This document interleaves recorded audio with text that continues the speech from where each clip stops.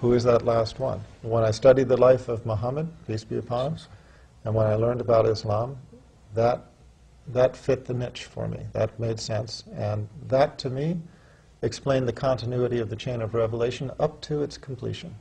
Tell us, Dr. Brown, we went from atheism to trying to make Christianity fit to Islam. They want to know what happened. How did you stumble across Islam and accept all the tenets and the teachings, and now you're a Muslim?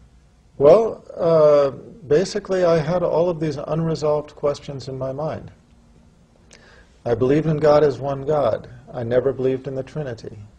I believed in Jesus Christ as a man, and as the man, the second to last, the one who predicted the final prophet. And I didn't believe in him as God or Son of God. I believed in the chain of prophethood.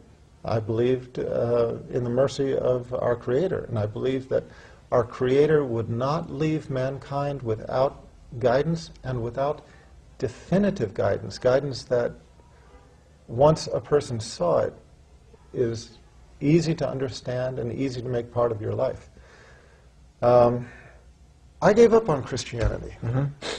I studied and studied and studied until the point where I felt hopeless, basically. I felt I could not find any Christian sect that represented my beliefs. And a lot of you out there know exactly what I'm talking about. Upside down to my understanding. You know, in the West, Islam is portrayed with a media bias that is no mystery to anybody who has studied it. I was raised to believe that Muslims were a bunch of towel-headed terrorists riding camels out in the desert, planning on how next they're going to destroy Western civilization. And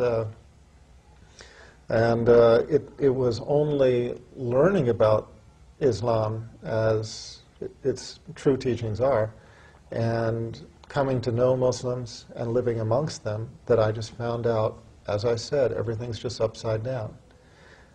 Look, you find good and bad people everywhere. You can't avoid that. You find good and bad people everywhere.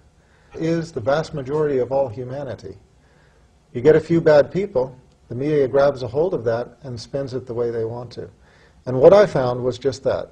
I just found that everything I had ever heard was media spin, just trying to make Islam look bad.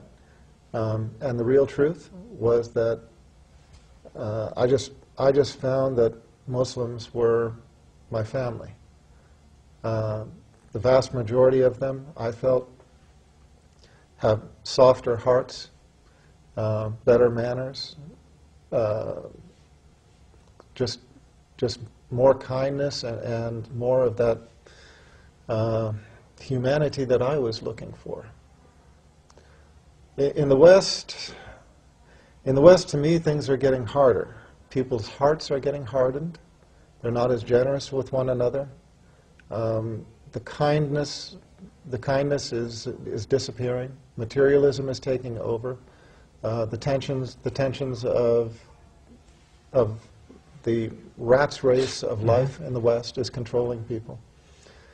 And I just found amongst Muslims it's the exact opposite. I found these things I told you and more. And the living example of Islam, is an example of modesty. It's an example of kindness, generosity, truthfulness.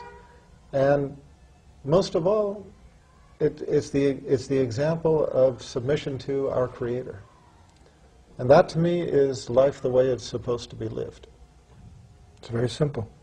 I'd like to thank you, Dr. Brown, for being with us. My pleasure. You can visit Dr. Brown at leveltruth.com? Leveltruth.com or eighthscroll.com.